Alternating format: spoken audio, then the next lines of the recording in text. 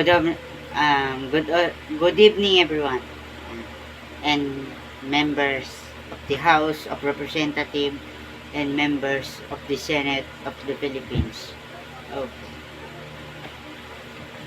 Nabalitaan ko nang galing si President Bongbong Marcos sa Indonesia para sa 43rd Asian Summit and related summits for the Indonesia at nakipag-bilateral meeting ang ating mahal na Pangulong Bongbong Marcos upang makipagkaroon ng koordinasyon at lalo na sa napipisil na issue doon sa West Philippine Sea about the South China Sea.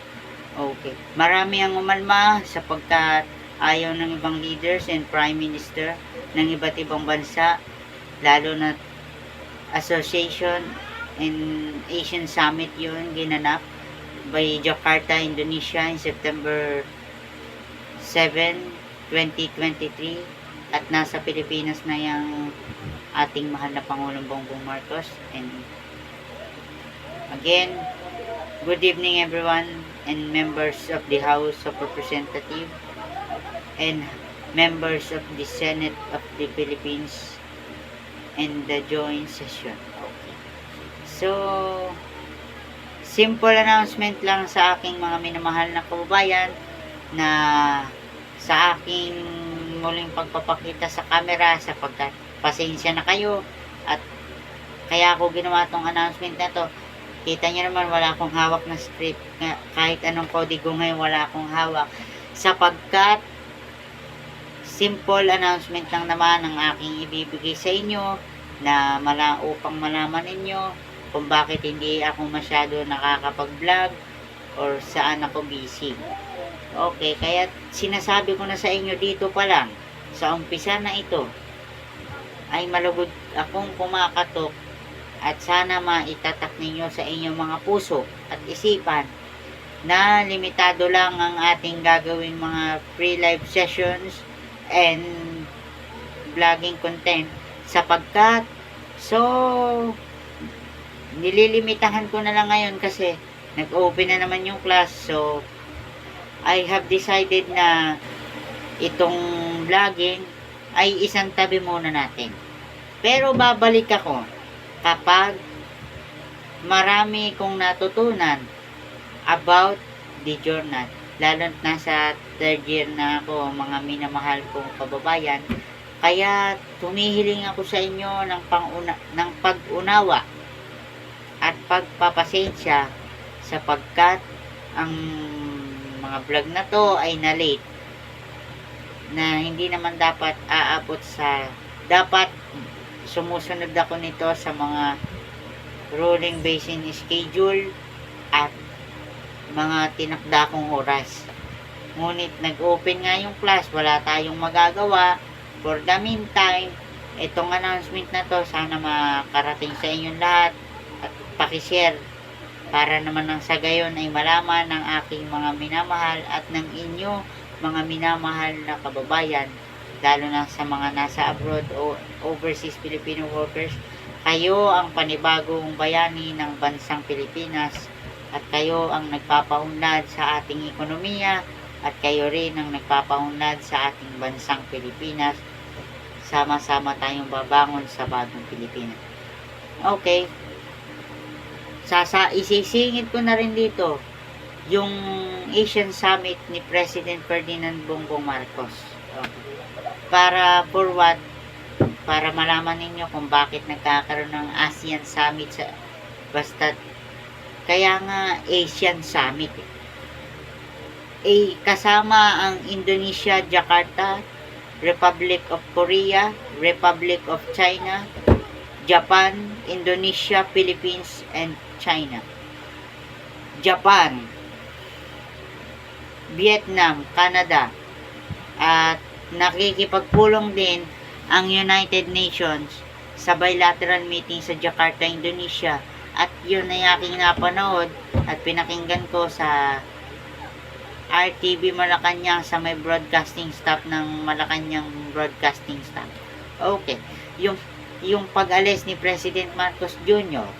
ay nangangahulugan upang malaman niya kung ano ang nangyayari sa mga overseas Filipino workers natin sa ibang bansa. At unang-una dyan ay humahanap siya ng panibagong kapartner dahil nasa Asian nga tayo. Ang Pilipinas, ang vlog, hindi mo naman pwedeng sabihin sa Prime Minister na ganito, Mr. Prime Minister, etc. etc. Kaya't yung iba minsan tinatawagan si President Marcos to the palace upang makipag-bilateral meeting sa kanya. Yung iba pumupunta pa dito sa Pilipinas.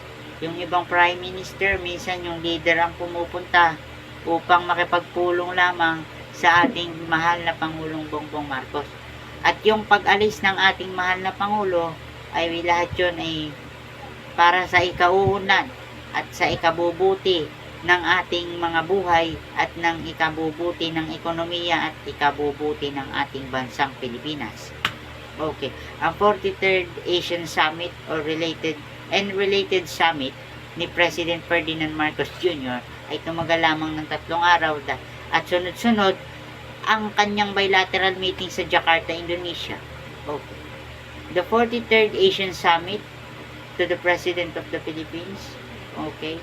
So, Mr. President, ramdam ko yung pagod, yung paghihirap, at yung very well na and maibibigay ko lamang grado kay President Marcos Jr. ay continue doing the good work. Ay makikita mo talaga na walang gulo, walang away sa South, sa Pilipinas. Okay. Ngunit, ang members of the House of Representatives and Senate of the Philippines ay gumagawa ng paraan. At unang-unang ang nakita kong kasama ni President Marcos Jr. ay si House Speaker Martin Romualdez at ang kanyang presidential son na si Ferdinand Alexander Marcos. Si Sandro ang aking binabanggit na kanyang kasama at kasama rin ni President Bongbong Marcos si First Lady Liza Araneta Marcos upang makipagpulong din sa bilateral meeting or sa 43rd Asian Summit sa Indonesia, Jakarta, Indonesia. Okay. So, Mr. President, congratulations and continue doing the good work at araw-araw kang nagtatrabaho para mapaganda at mapaunlad ang ating bansang mahal na Pilipinas. Okay. Ako'y lubos na kumakatok sa inyong mga puso, lalo na sa mga nang babatikos kay Pangulong Bongbong Marcos. Tama na ang away sa politika. Isang tabi na natin muna ang politika sapagkat nangyari na, napatalsik na ninyo noong 1986 Rehimeng Marcos. So, tama na yung nangyari, tama na yung pangbibintang, tama na yung pagsilip sa martial law, tama na yung pagsilip sa Declaration of Martial Law sa 1986 at sa People Power Revolution.